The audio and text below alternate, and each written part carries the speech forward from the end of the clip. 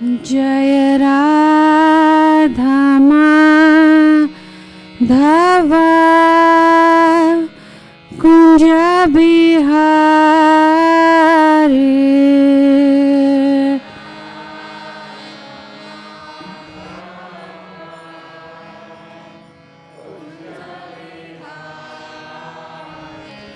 जय राधा माधव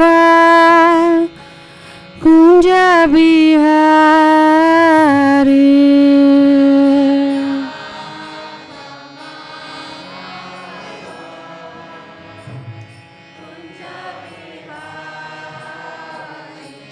जय गोपी जन वल्लभ गिरिवरधारी।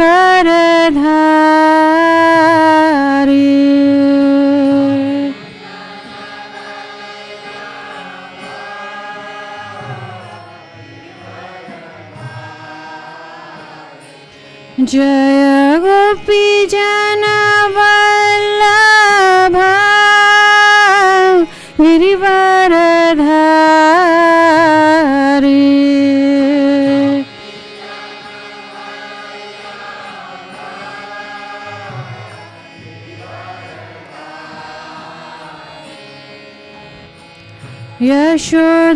यशोदानंदन ब्रज जन रंजन।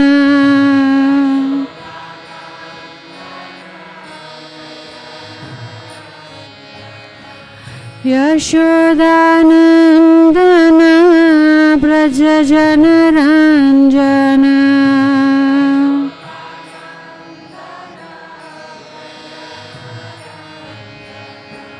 यमुना तीर वनचारी।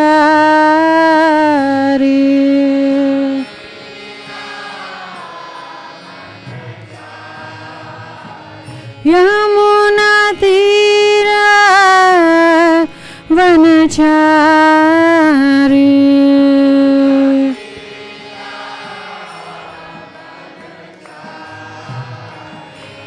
जय राधा माधव कुंज बिहारी।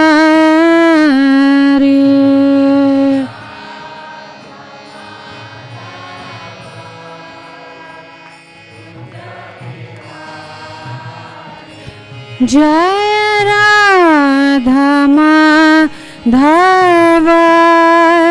कुंज बिहारी।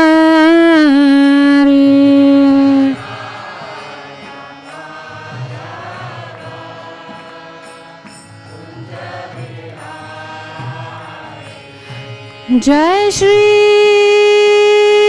कृष्ण चैतन्य प्रभु नित्यानंद श्री अद्वैत गदाधर श्रीवासदि गौर भक्त वृंद।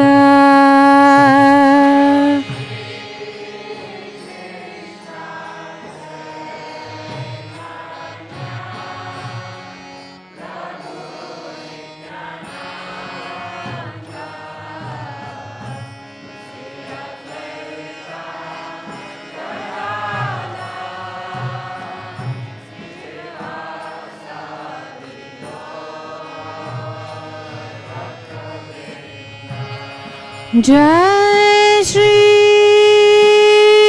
कृष्ण चैतन्य प्रभु नित्यानंद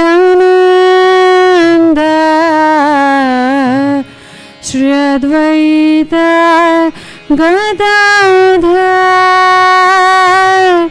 श्रीवासदि गौर भक्त वृंद।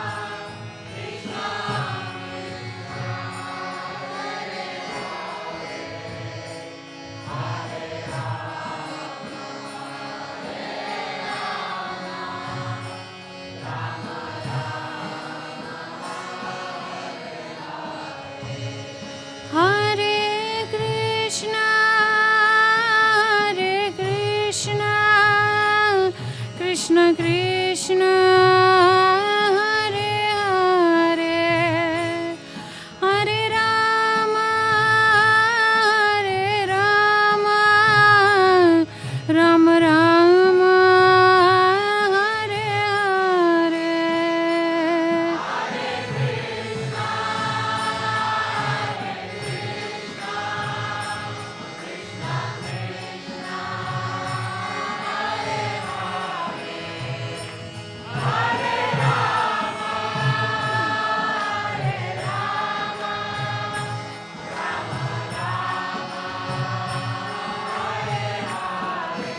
Hare Krishna, Hare Krishna, Krishna Krishna, Hare Hare, Hare Rama, Hare Rama, Rama Rama, Hare Hare.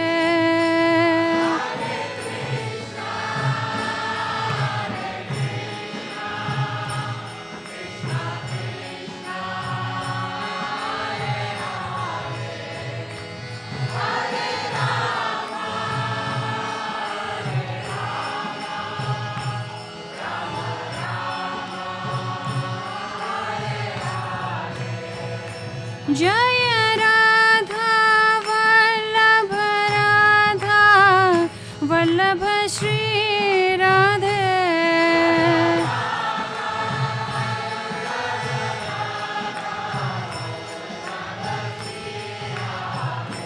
Prabhupada, Prabhupada, Prabhupada, Jai Prabhupada.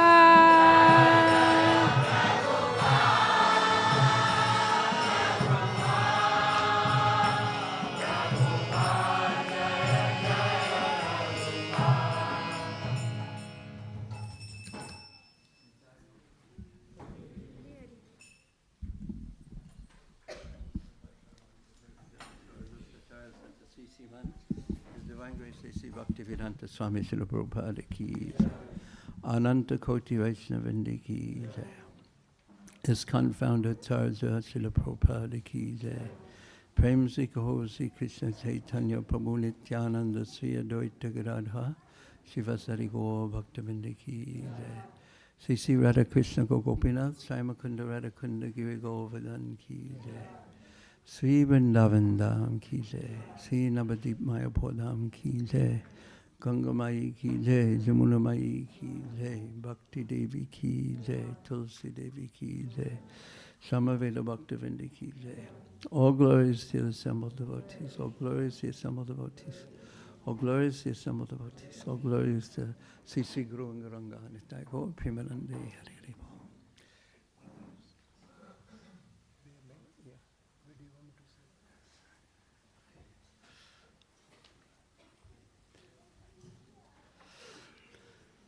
Namo Vishnu Padaya Krishna Pastaya Bhutale Srimati Bhaktivedanta Swamini Taramane Namaste Saraswati Devi Gauravani Pracharane Namaste Sasanyavadi Praskati Desatarane.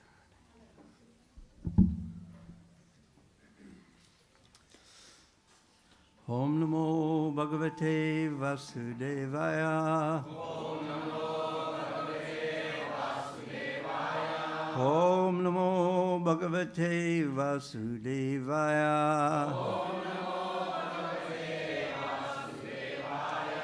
Om Namo Bhagavate Vasudevaya.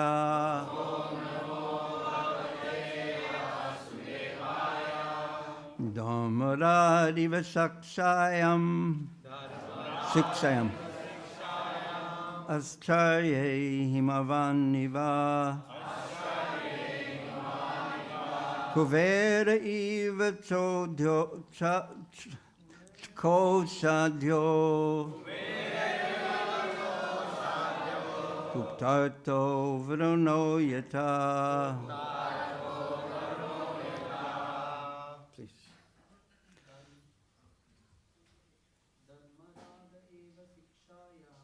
Dhammaradeva Sikshayam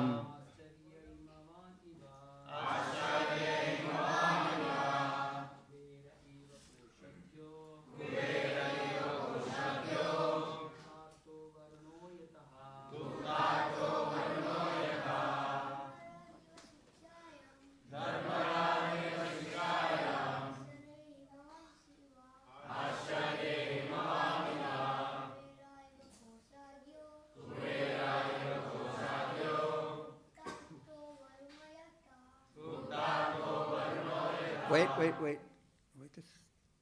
You're so eager, it is wonderful, but we'll let someone over 12 also say the verses. Go ahead, someone else. And then you'll have your turn. So.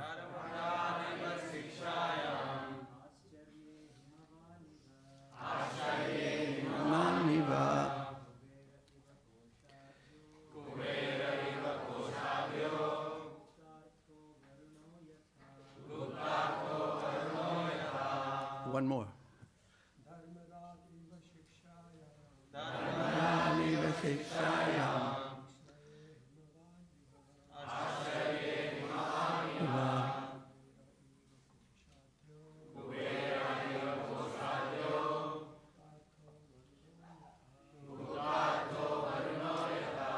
Okay.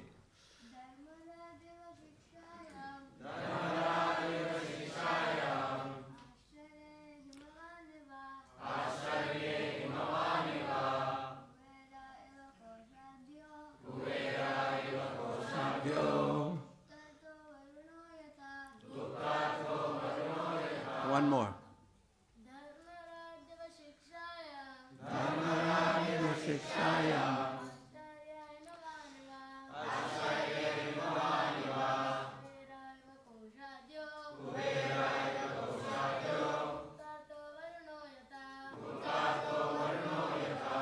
Okay, any of the Matajis like to chant?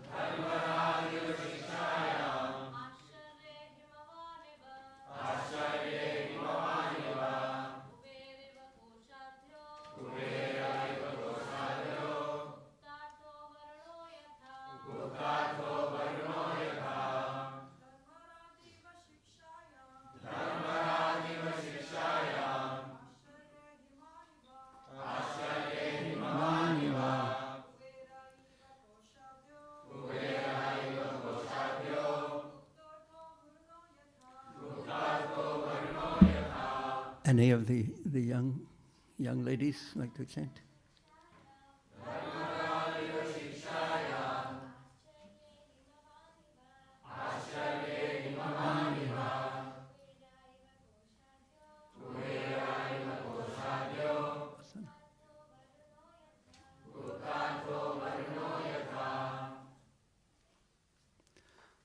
Okay. Dharmarad. See, actually, if you look at the 4 lines, they're very clear in the English meaning, because they're all describing the qualities of Prithu Maharaj. And from now until the end of the chapter, we'll hear about the qualities of Prithu Maharaj as a king. And they're quite wonderful. In the previous verse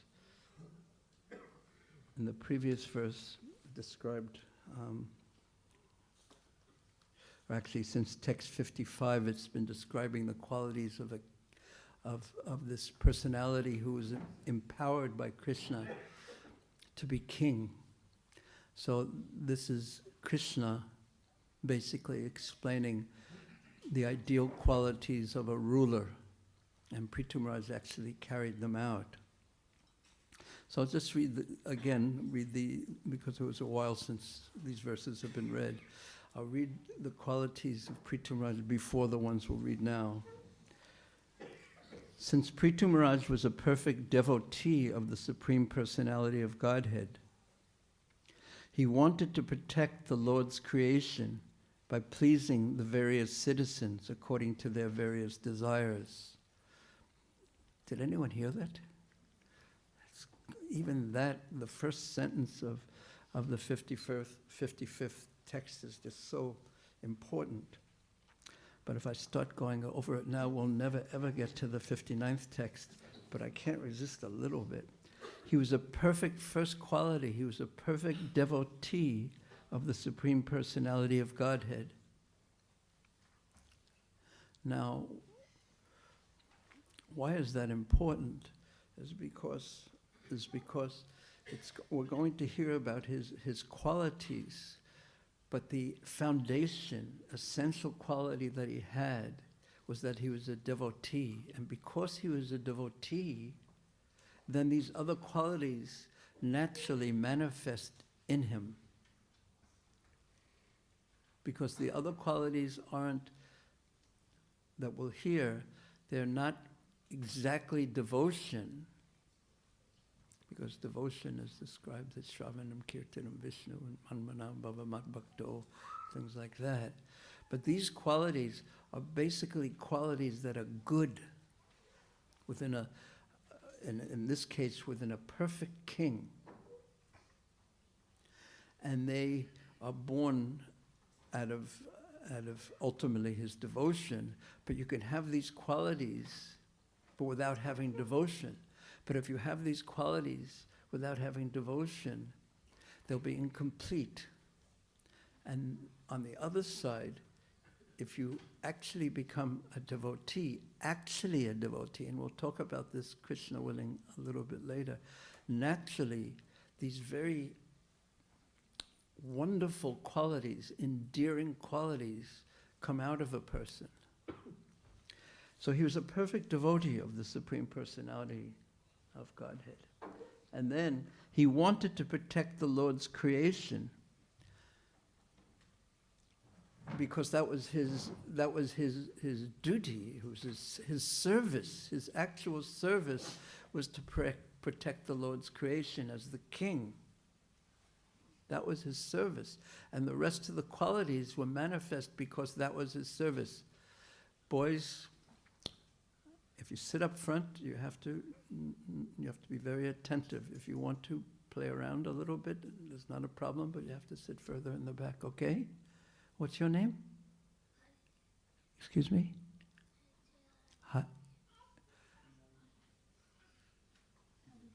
Hari Dev. Do you know who Hari Dev is? Who is Hari Dev? Yeah, very nice. Do you know where the Hari Dev deity is? It's in Vrindavan. Did you know that? And you know where in Vrindavan the Hari Dev deity is? It's at Govardhan. Did you know that? Govardhan Hill. And you know what part of Govardhan the Hari Dev deity is? It's by the Manasi Ganga. Just by Govardhan. Raise your hand if you've ever seen Hari Dev there. Yes, so wonderful. All the rest of you should leave class immediately and go. Wait a second. After class, I should have said. Otherwise, I'd just be here talking to myself. Oh, no, I could actually. Anyway, you can go if you want to. We'll talk to the deities. So he would protect the citizens. He would protect the various citizens, amazingly, according to their desires.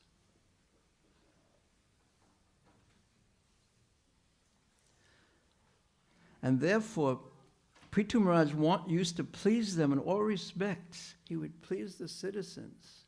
He wasn't considering himself the Lord, even though he was the Lord of the citizens. He was the king, he was the ruler. But he was thinking of the citizens as his praja, or his own children, and he wanted to naturally please them. And the purpose of his doing that, and in the realm in which he was doing it, is so that they would spiritually advance. Because this is naturally what the king wants for his beloved citizens, for them to fulfill the purpose of their lives. Because nowadays, no one has any idea that life even has a purpose. What to speak of a spiritual, transcendental purpose. No one really considers these things. I mean, not no one, but it's very rare that a person actually considers the transcendental spiritual purpose of life and then dedicates his life to achieving that. And what to speak of the government, ruling in such a way that the material desires of the citizens would be fulfilled, but also in such a way that they would make spiritual progress. One time Srila Prabhupada was going to India from New Zealand. He had visited the New Zealand temple, and he was with a devotee whose name was Tusta Krishna. Tusta Krishna was with Srila Prabhupada, rather. And the plane stopped in Thailand, and at that time Thailand was poor. And Prabhupada actually said, here they are too poor to become Krishna conscious. Because when one is in great poverty, if one is in poverty, what is one going to be thinking all the time? How to acquire wealth, how to acquire wealth, how to acquire wealth, and then how to acquire wealth. So it's so much easier to take to spiritual life if one has at least the basic necessities of life that aren't such a struggle to get. And actually it's statistically proved, by the way, that after the basic necessities of life are met, then by the amount of wealth you have, it doesn't incrementally increase your happiness. But if you don't have enough, then it's very difficult, unless you're exalted spiritually. It's hard to be happy, you need that. But then once that's there, it's not like more and more and more makes our happiness meter go higher and higher and higher. So how did he please them? By his words. He would speak in a wonderful way to them.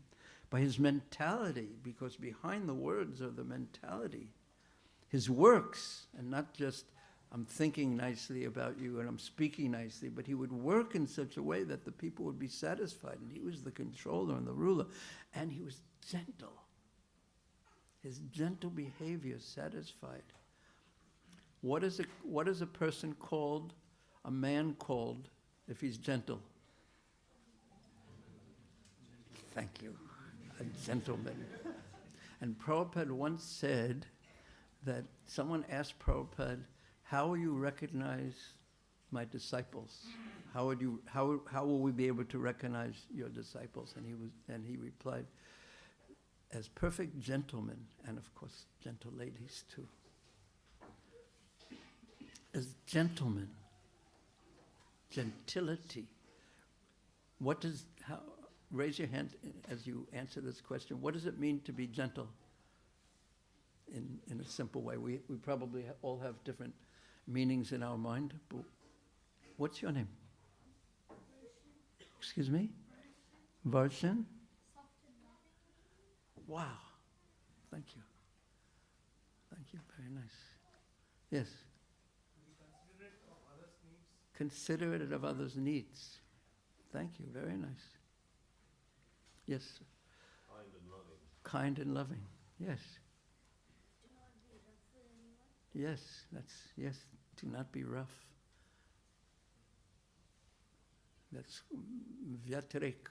That is definition by negation, by saying what you shouldn't have or be. Thank you. Any of the ladies like to? Poised. What do you mean by that? Carry themselves with both pride and humbleness at the same time. Thank you. I was thinking well-behaved. That's just what I was thinking, just in a simple way, but I think your definitions were better than mine.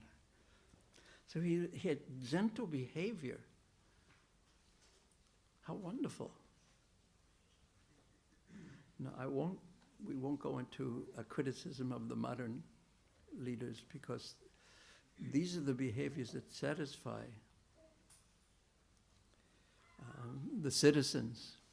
And in fact, the citizens, they would They loved their leader, their king, because of these qualities. So the next verse, he was celebrated as Somaraj, the king of the moon. He was as powerful and exacting, just like the sun god. He wasn't, he knew how to act in every circumstance. So he wasn't just gentle. If there was a thief or a murderer, he wasn't gentle with him, but he was very strong and powerful and strict. And he was like the sun god who distributes heat and light and at the same time exacts all the planetary waters. So that means he exacted the taxes from the citizens by which the kingdom could rule. He was strong, he was powerful, and no one could disobey his orders. So the kingdom was very orderly. He was a strong ruler. No one could disobey his orders any more than one could conquer fire itself. He was so strong that he was compared to Indra, the king of heaven, whose power is insuperable, means unsurpassable. On the other hand, Maharaj Prithu was also as tolerant as the earth. And in fulfilling various desires of human society, he was like heaven itself. And just as rainfall satisfies everyone's desires, Maharaj Prithu used to satisfy everyone by how he dealt. I've heard that there's one place, one old city or town in one Indian city or town where there used to be a king, and the king had in his court, the dabar, he would have a bell, and he would have the bell was on a rope, and the rope went to the center of the city.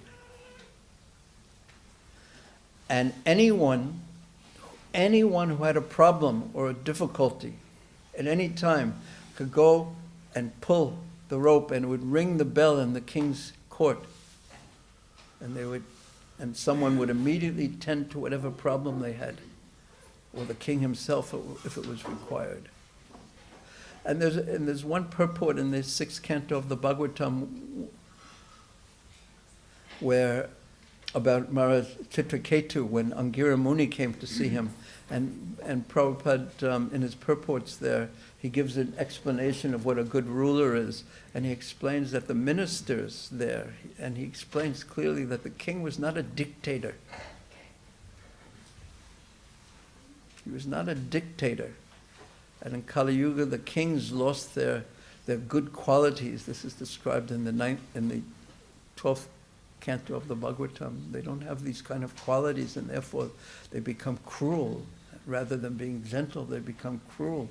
And therefore, democracy comes up where the people feel that they need to protect themselves from the king, practically speaking, rather than having the king protect them. Mahatma Ji, Hare Krishna. Where will you sit? Huh? My daughter was Your daughter will? sick. Yes, but no, I said, where will you sit? So many gentlemen, devotees, are offering you their seats.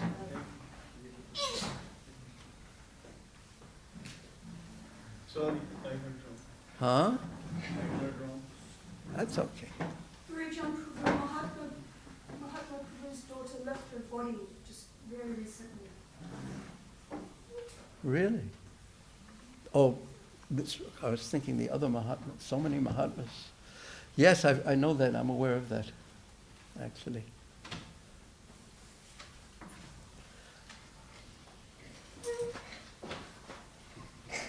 And she had a very strong heart and and wonderful parents, too. But we'll have to continue here. He used to satisfy everyone. He was like this, rather than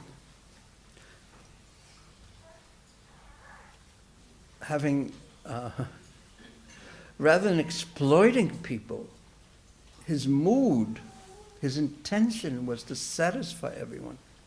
because he knew by ruling in that way, he would perform his service because he was a devotee. He would be able to serve the Supreme Lord because this is part of the service. To make sure that the citizens are satisfied.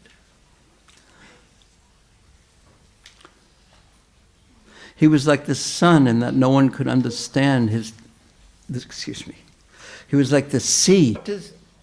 What does it mean no one could reveal his secrets? Why couldn't anyone reveal his secrets?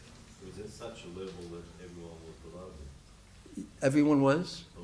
Below him. Because they couldn't understand his secrets. Because of his gravity, because of his depth.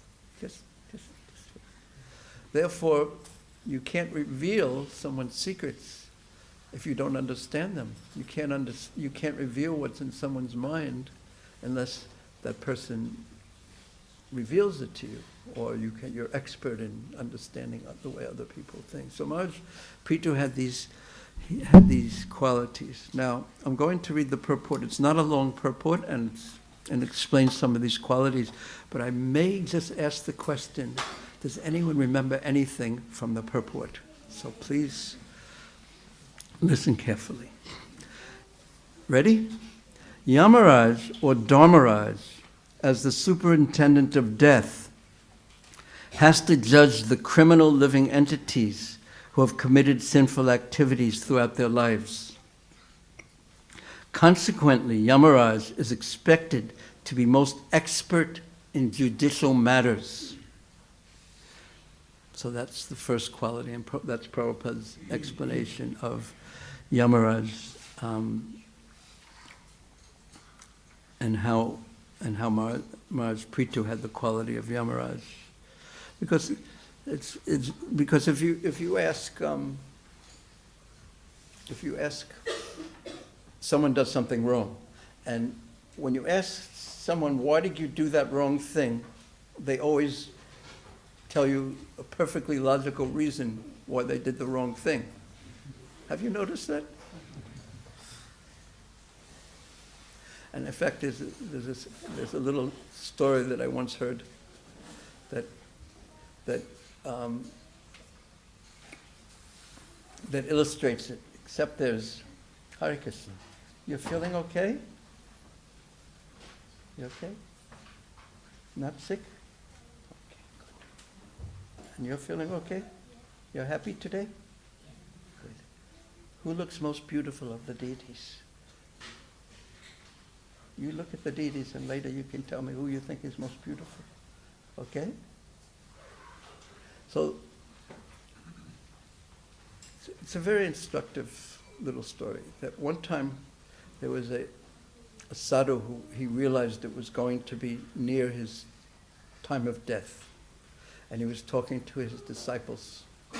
And he said, when I go before Yamaraj, of course devotees actually don't go before Yamaraj, which is shown in which pastime? Which pastime? Ajamil. So he said, when Yamaraj calls me before him and he types my name on his database, and presses the enter button and my whole record comes up. And he will say to me, you did this and this and this and this, didn't you? And then I will say, yes, I did do that, but here's why I did it. This happened to me and I had to do it. What else could I do? And then he would go to the second one. You did this and this and this, didn't you? Yes, I did do it, but here's the reason I did it. I had to do it.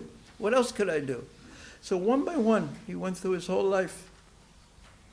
And he said, and he had a perfectly logical reason for every wrong thing that he did. And then finally, he said to him, why were you so proud in your life? This is what the sadhu was saying. And then his answer, he said, and when he asks me that question, I will be able to give no reply. I like that. For every other thing that we do improper, Every bad quality we have, we can have reasons for. But that one, we know better than anyone else why we should have no pride. And for that, we have no excuse. And the opposite of pride is what? You have to raise your hand, though. What is the opposite of pride? Humility. Okay. And there's not even enough corners in the room to put everyone in. But yeah, humility. Humility is such an interesting quality. And in Brihad Bhagavatamrita, Sanatana Goswami says that to the actual depth that one is humble, one can have love of Krishna, priti and dainya.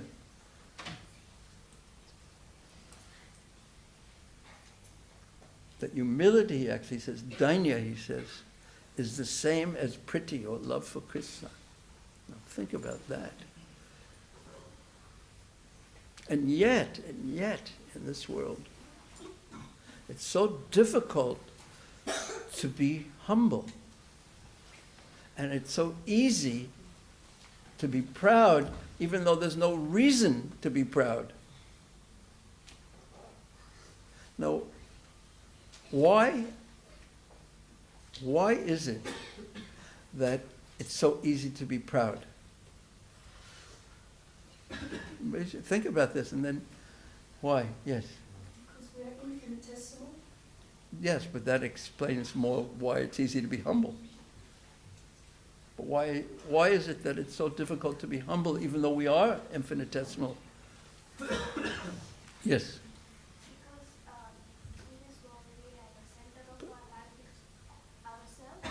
Yeah. Yes, thank you. Because the center of our life is ourself, but not our real self, but our false self. And that's really the reason. It is false ego. Ahankara, vimudharma, bewildered by false ego, we become proud and we think ourselves central in existence. We are living by the grace of Krishna. By the grace of God, we are alive, and everything that we are proud of is a gift, in fact. And Prabhupada even once said, an old man cannot be proud. And what did he mean by that? Is that, I could tell you, although I'm defying that rule, but still I can understand exactly what he meant. He meant that in our life, we have so many things that we're proud of in our life. We have so many abilities. We can run, we can jump, I always bring up this example, we have hair when we're young. We may have hair when we're young.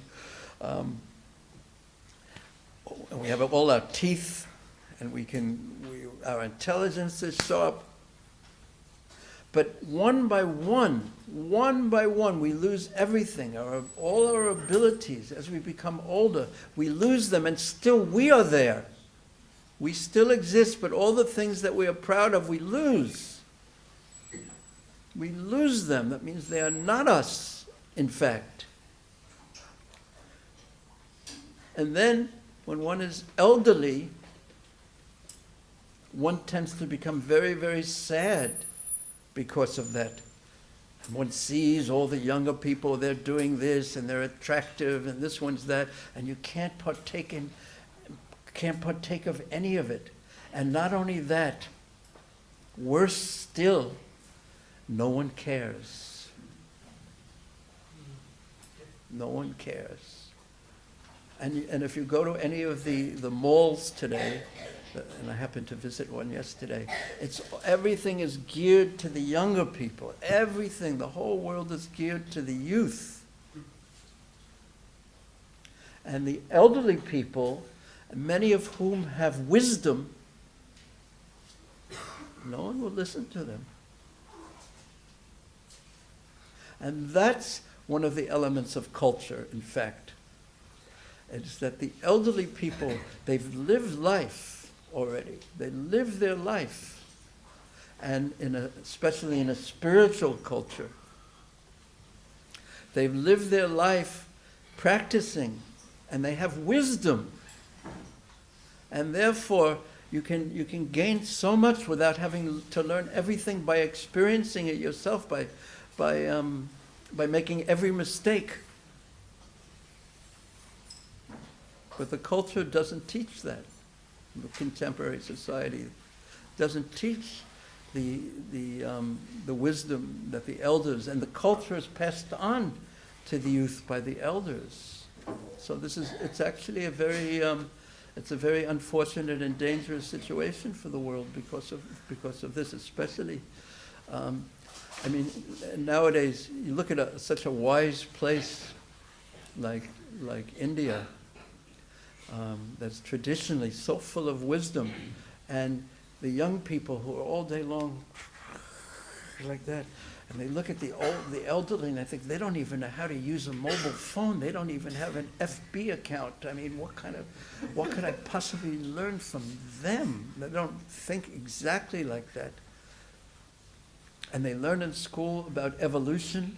And what does evolution mean? It means that humanity is improving, and everything is getting better and better and better.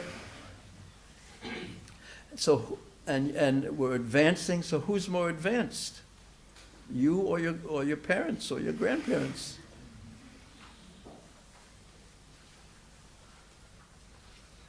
And tell me, teenagers don't think like that. So it's an unfortunate state. But Prithu Maharaj, he was so wise. He was so wise and deep. So Yamaraj is expected to be most expert in judicial matters. Next quality, Prithu Maharaj was also highly learned and exceedingly exact in delivering his judgment upon the citizens. So that's about Yamaraj. No one could excel him in opulence any more than estimate the stock of minerals and jewels in the Himalaya mountains. Therefore, he, Prithu Maharaj, is compared to Kuvera, the treasurer of the heavenly planets. So he was so wealthy. Nor could anyone discover the secrets of his life any more than learn the secrets of Varuna, the demigod presiding over the water, the night, and the western sky. Varuna is omniscient. What does omniscient mean, boys? Omniscient. Yes. A thing you want to accomplish. Say again, please. Yes. All-knowing. He's got it. It means he knows everything. What does omniscient mean? He knows everything. I agree with what does omniscient mean? Yes, what does omniscient mean? Yes. You know what? That means he knows everything. Krishna knows everything. He knows what you're thinking right now. Do you know that? That Krishna knows everything. He's omniscient. What does omniscient mean?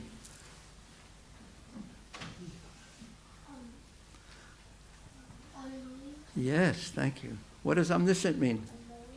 And you? What does omniscient mean? Yeah? Very good. So if someone says to you, what did you learn in class today? At least you can have one thing to say. I know what omniscient means. Krishna, just think of what that means, though. Think about that deeply. Omniscient means you know everything. Krishna knows everything.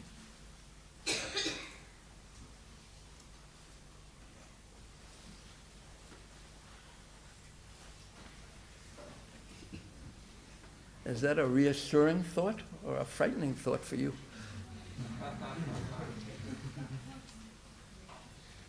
He knows everything, but also he's so kind. And that's something that one has to understand about Krishna, the Supreme Personality of Godhead. He's not only omniscient in knowing everything, he's all kind and all compassionate and all powerful.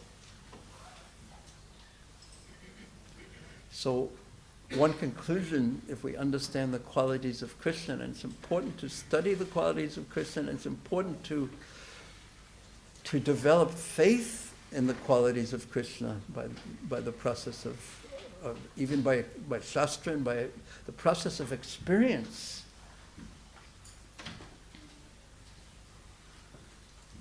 That Krishna is actually there, and he's kind. He knows everything. Not only does he know all the naughty things that we do, but he also knows the sincerity in our heart. And he's Bhava Grahi Janardana. He sees the good. He sees the good, the sincerity. And he never forgets that. And as we mentioned Ajamil before, just see the example of Ajamil. That Ajamil was calling for his son whose name was Narayana. But he was calling his son and Krishna. Lord Narayana was thinking, oh, my devotee, Nama Viharana, Yatatas Vishayamati, that my devotee, he's calling his son, and Lord Narayana is thinking, my devotee is calling me. It's my duty to give him protection. It's important to meditate on the qualities that we hear in the Bhagavatam. It's important to think about them deeply, and important to let these things affect our lives. Because everyone in life, just the very nature of life, finds themselves in difficulty at one time or another. What to speak of at the very last moments of one's life, which must be terrifying, because everything that we've depended upon, our body and our mind, is disturbed.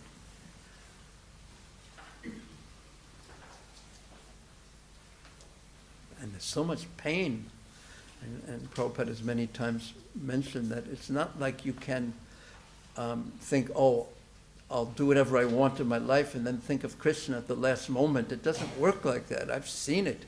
It's very, very difficult. One very dear god brother of mine, I was with him before he left earlier, at the end of, earlier in last year, it was the last year anyway. And one day he just turned to me a few days before he left and says, you can't understand how difficult this is. And you think you're going to just think about Krishna? Even if you want to, it's so difficult.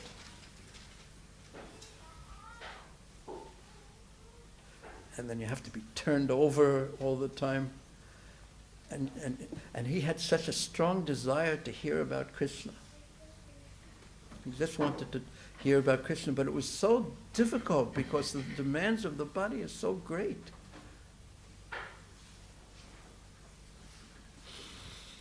But Krishna is so kind, and with this devotee, he was a university friend of mine, so we go back so long. His Holiness Gunagraj Maharaj. It was the most amazing thing, because he was in so much difficulty and there was so much pain, and there was kirtan going on, and in Vrindavan. He was in Vrindavan. That's what a blessing that was. He was in Vrindavan. And then actually a miracle took place. I wasn't planning on speaking about this particularly, but somehow it's come up. But he was in Vrindavan, and he was surrounded by devotees and chanting, but his pain was so great that the doctor had to give him so much painkiller that he went into a coma. And I don't know if anyone ever seen people like this. His eyes went back, and his mouth went open. And there was so much pain that there was no choice, practically speaking. And then he was surrounded by devotees, and and we were all chanting, and His Holiness Bhakti Bringer Govinda Maharaj was so close to him. I was holding his hand, one hand, another devotee was holding his other hand, and he was in a coma. And Govinda Maharaj was chanting in his ear loudly. And he began chanting. From a position of coma, everyone could see it. And nowadays, one of the weirdest things about nowadays is that everything is a media event. So there were people holding their mobile phones and broadcasting this all over the world. But it was wonderful in the sense that the whole world was witnessing that as he was chanting and his mouth was moving. And I could say and the doctor thought, this is impossible. But for Krishna, nothing is impossible. Because Krishna saw that this great soul had served Prabhupada and spread Krishna's, and served Sri Chaitanya Mahaprabhu, and wanted, his intention was to hear about Krishna. And Krishna took such care of him out of his kindness. He saw that good, and he gave him that ability, such a gift, to be able to chant Krishna's names, even though it was impossible at the end of his life. And I witnessed it personally, we all witnessed it personally, and due to miracles of technology, the whole thousands and thousands of people all over the world were witnessing this.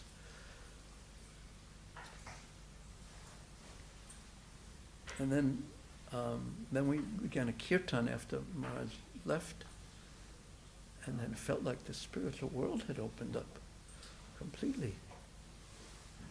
So this is Krishna's kindness. And would you like to be an instrument of Krishna's kindness as Prithu Maharaj was an instrument of Krishna? That means to be a servant of Krishna. It is the greatest fortune to be able to do some service to Krishna, because you can serve so many people. But you yourself, oneself, get so much benefit. This is the natural position of a soul.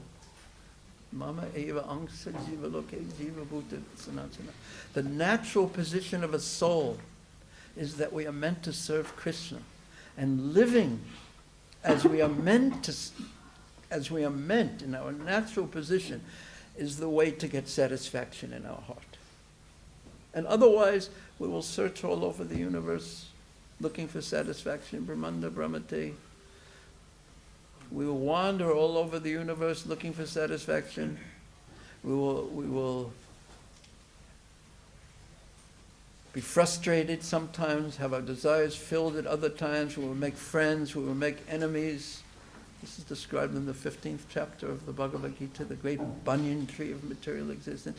But we will never find satisfaction any more than a fish can find satisfaction when he's out of water. For us, for every living entity, for every soul, satisfaction means being engaged in the service of Krishna, but not just with our bodies, but also with our full heart.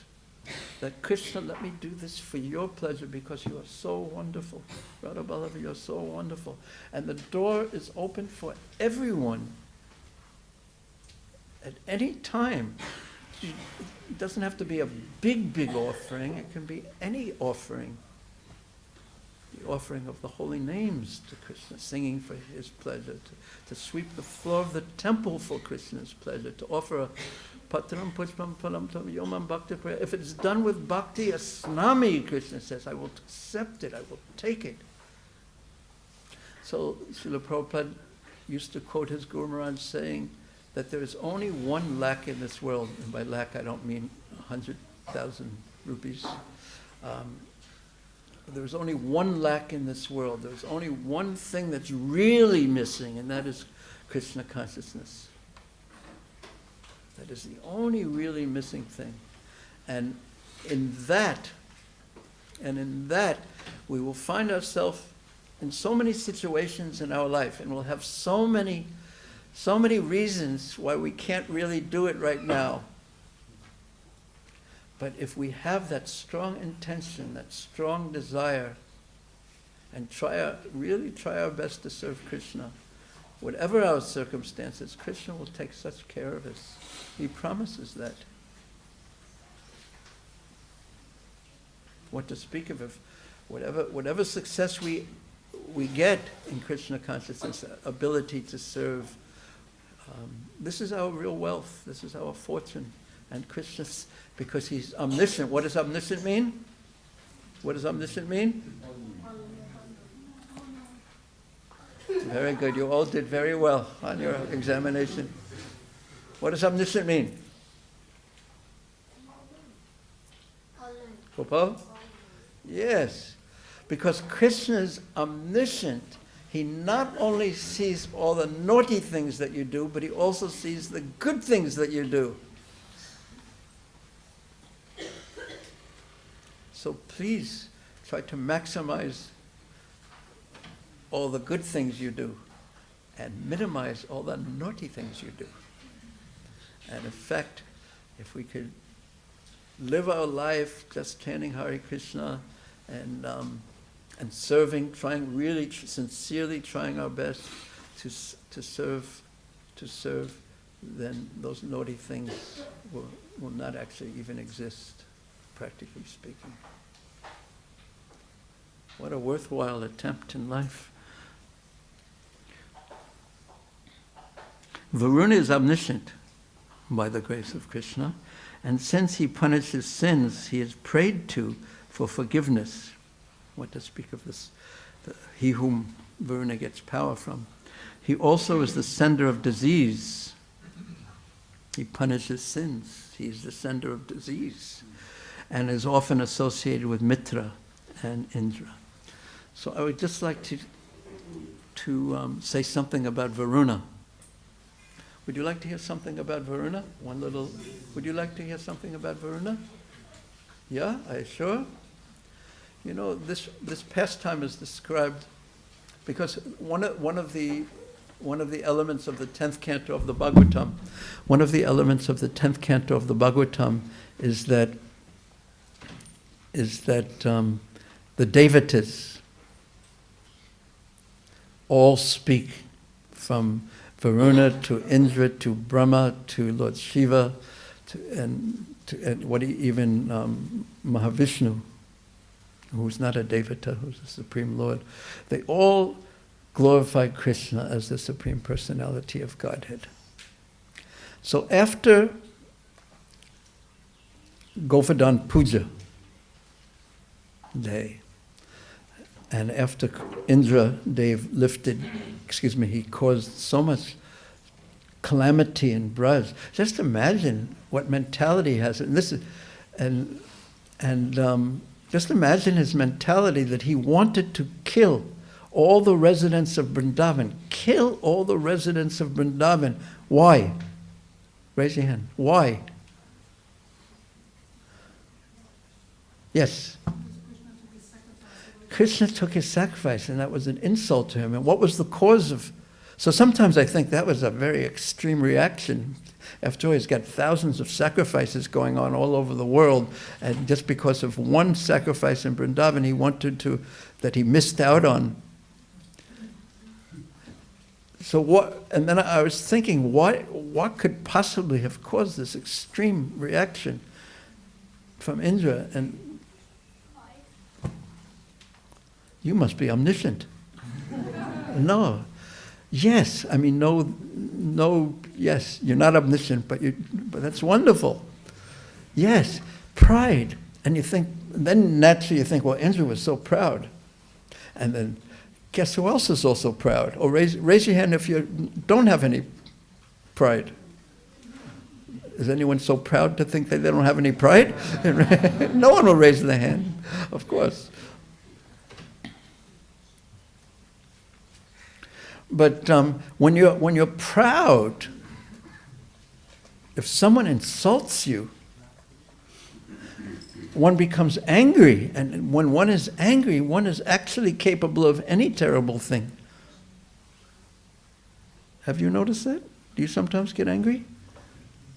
Yeah? Do you sometimes get angry? Do you sometimes get angry?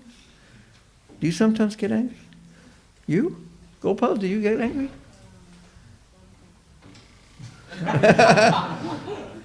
Gopal, when was the last time you got angry?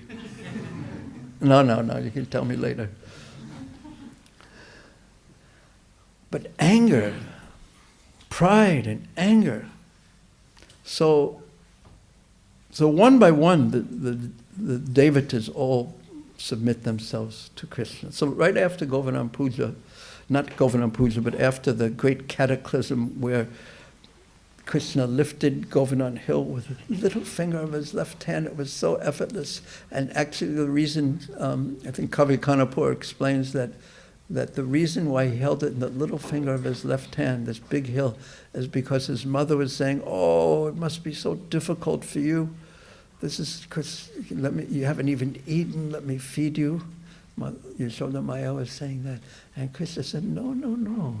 Because of the sacrifice, because of the yajna, Govardhan has made himself so light that he's just floating in the air, practically speaking. Look, I have him on the little finger of my left hand. It's no effort. Don't worry, mother. Don't worry. So, after the great cataclysm was over, and after Indradev had apologized to Krishna and offered his prayers to Krishna, then it was the Ekadasi. And before breaking the Ekadasi, on the Dwadasi, on the next day, then Nanda Maharaj went with his friends to the Yamuna River. Raise your hand if you've ever been to Nanda Ghat in Vrindavan. Yes, such a wonderful place. You've been there, to Nanda Ghat? Nice. So Nanda Maharaj went in to bathe in the Yamuna River before breaking the Ekadasi. And according to the calculations of one of the servants of Varunadev, he had bathed in an improper time. So he went into the water, and just everything can be seen from so many different points of view. So just imagine what it looked like from the point of view of the cowherd men who were watching their beloved Nanda Maharaj go into the water. That he went into the water to bathe, and then the Varuna-duta, the servant, messenger of Varunadev, took him to Varuna because he thought he had done something wrong. So from the point of view of his friends, the Gopas, what did it look like? What did it look like?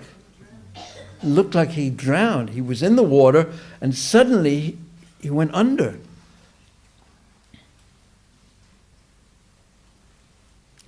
And Nanda Maharaj was so beloved by everyone.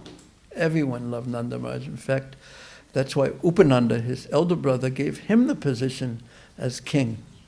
And he became the minister, Upananda. He was near to Nanda. Because everyone loved Nanda Maharaj because he was so lovable and such good qualities. So it looked to all the Gopas who were with Nanda Maharaj that Nanda Maharaj had drowned. And what do you think they did? Immediately, when in difficulty, when you're in difficulty, well, anyway, this is what they did. Yes, what did they do? They didn't, because he had gone under. They couldn't. They called out to Krishna. They called out, Krishna, Krishna, Krishna, Krishna, Krishna, Krishna. Because we call out to Krishna when there's difficulty. We take shelter of Krishna when there's difficulty. Why? Because even though it seems like Krishna may not be nearby, he's not only, he's omniscient, which means he knows everything. So he knows that there's difficulty. And not only is he omniscient, he knows everything, he's also omnipresent, which means that he is everywhere. So Krishna, even though he was far away, You knew that word, omnipresent? Means he's everywhere, present everywhere. Omni means all over. You know what omnipresent means? So Krishna is present everywhere and he knows everything. He's omniscient and omnipresent. And he's also omnipotent, means he has all power. So they called out, Krishna, Krishna, Krishna. Rakshamam, Pahimam, protect us, protect us. And Krishna immediately came. And he was going to go in the water. And when Krishna was going into the water, what was it going to look like? He was going to the water to save Nanda Maharaj. And what would it look like from the outside? What would it look like if you were watching? Nanda Maharaj went into the water and disappeared, and then what would it look like? Like Krishna had also drowned. So before Krishna went in to the water, he said to Balaram that when Mother Yashoda comes, you assure her that everything's going to be all right. Because he knew that if Mother Yashoda heard that Nanda Maharaj and Krishna had gone into the water and they weren't there, that she wouldn't be able to stay alive. And Balaram, everyone trusted, because when Krishna was in the coils of Kaliya, Balaram said, don't worry, there's many things that could be said on this, but don't worry, Krishna's going to be all right. He cannot be disturbed by an ordinary serpent of this world. Don't worry. Balaram smiled, and everyone thought if Balaram is smiling, and he loves Krishna so much, then surely everything is going to be all right. So Balaram had told Mother Yashoda, don't worry, Krishna's going to be all right. He'll be back soon, don't worry. So Krishna went down into the water. And before that, Nanda Maharaj had been taken before Varuna. And Varuna, knowing everything, and Prabhupada said that by the grace of Krishna he was omniscient, Varuna knew everything. So he said, oh, this is Nanda Maharaj. Just by looking at his physiognomy, which is a fancy word that means you can recognize a person's qualities by the different shapes on their faces. Bumps and shapes on their faces. So he said, this is Nanda Maharaj. And immediately he became frightened because his servant had taken Krishna's own father. So he took Nanda Maharaj and placed him on his own throne, on a throne to the side. And Nanda Maharaj, all this time, Nanda Maharaj was just, his eyes were closed, and he was thinking, my son Krishna is so beautiful.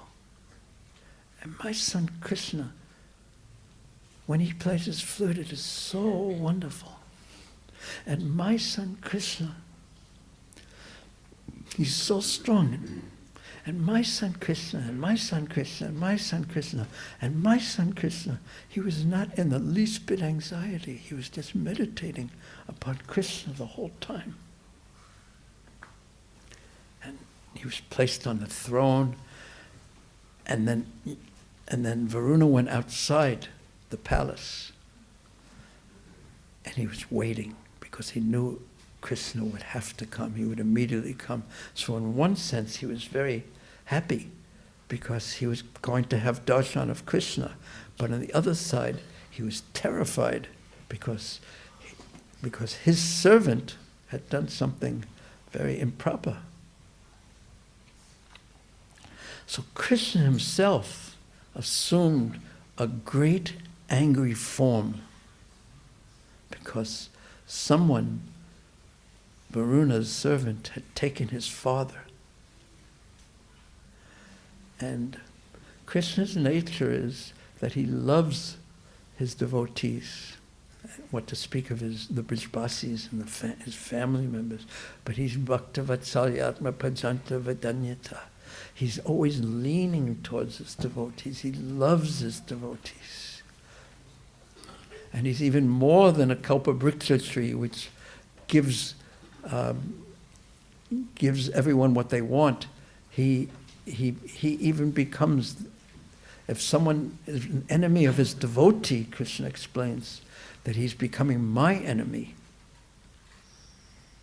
Krishna's relationship with his devotees is what? What word could you think of? Unequal. Unequaled, yes? Who said that? Yes, thank you. Anyone else have a proper word?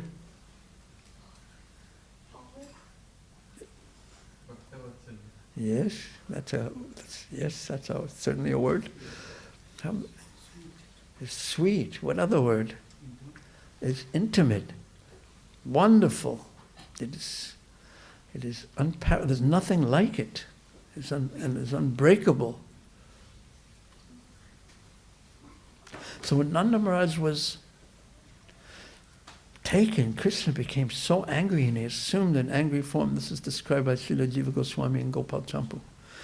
And when Krishna went into the water, he was so angry. And when he approached Varuna's abode, Varuna had come outside to meet him, to see if he could cool him down and make Krishna peaceful. He knew what was going to happen. So as soon as Krishna came, he started praising him and said, look, your father is here. Look. And he pointed to the throne where Nanda Maharaj is sitting, thinking, Krishna is so beautiful, and his peacock feather upon his head, and when he crawls on the ground, and when he walks and he takes out the cows. Look, your father is here. Your father is here. And he began glorifying Krishna. You are the Supreme Lord, you are all-powerful, you are omniscient, you are omnipresent. You are so kind to your devotees. Please, come to your father immediately. Come, I will take you to him. So by this time, Krishna became peaceful. But all this time, the residents of Vrindavan were on the shore. And what do you think they were thinking? First Nanda Maharaj went into the water, and then Krishna appears to have drowned in the water. They were in so much, in Bengali you would say, anek chinto, complete anxiety. They were in complete anxiety. Because we're not in complete anxiety when we hear this. Sometimes when Maharaj Pariksit is hearing the stories of Krishna's pastimes, like the Kaliya pastime, he's in anxiety just by hearing that Krishna may be in difficulty. He's in anxiety. And when we hear it, because we don't have that, I shouldn't say we, but the depth of relationship isn't strong like that. So we're hearing it as what an interesting story or something like that. But the residents of Vrindavan weren't thinking, what an interesting pastime of Krishna's going on. They were in complete anxiety. They felt like they had no life in their body. They were fainting and calling out and crying and keeping each other alive by hearing the pastimes of Krishna. So Varuna took Krishna and he said, here's your father. And Krishna stood in front of Nanda Maharaj. And Nanda Maharaj, who was fully in meditation on his son, Krishna, he smelled the fragrance of Krishna. And when he smelled the fragrance of Krishna, he knew Krishna was nearby. And he opened up his eyes. And he said, oh, Krishna.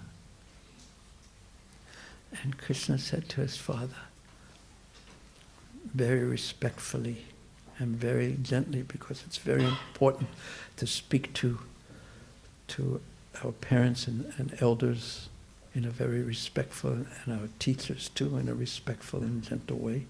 And Krishna was always so gentle. So he said to his father, "My dear father, please now take the lotuses that are your feet and place them one after another on the path that Varuna has made for us, and let us now go home." So Varuna all this time is saying, glorifying Krishna, saying prayers to Krishna, telling of Krishna's glories, and giving Krishna presents, gifts of cloth and jewels, all the wealth that it says that is beneath the ocean, that is so deep. So then they left by a special non-watery water wave, and all the residents of Vrindavan had been waiting and watching, and suddenly Nanda Maharaj comes up, and then Krishna comes up. And they were very, very happy to see Krishna and Nanda Maharaj.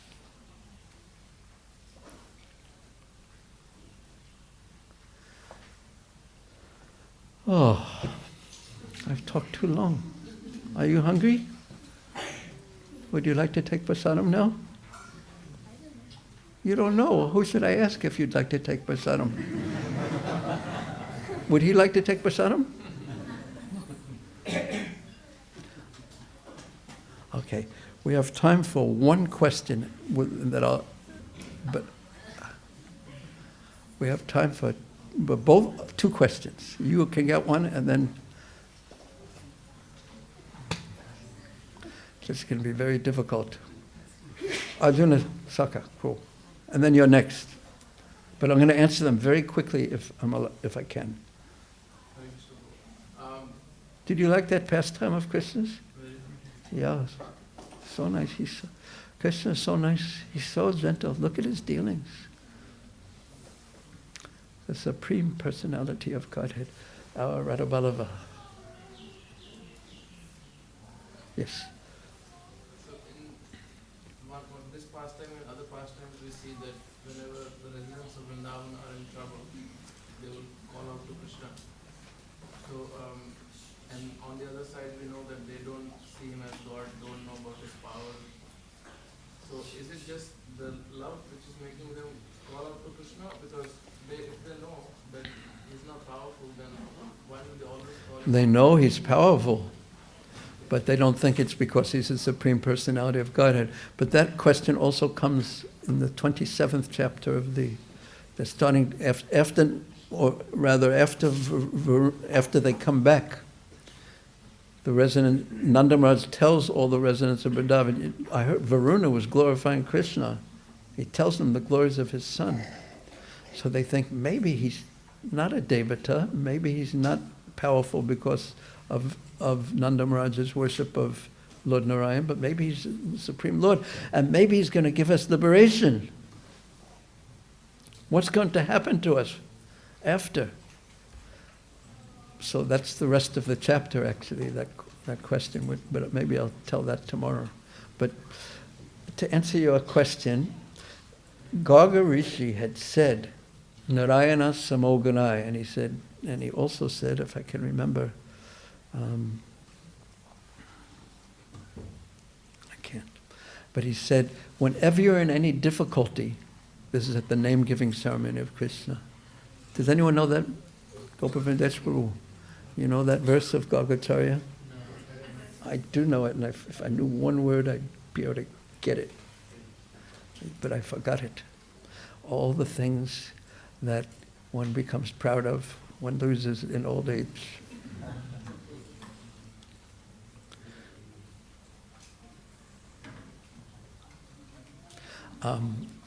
But Gargamuni had said, whenever you're in, it ends with Trishati, whenever you're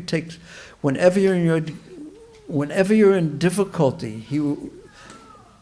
whenever the Brijbasis are in difficulty, they should take complete shelter of Krishna, and he will protect you. So that was known.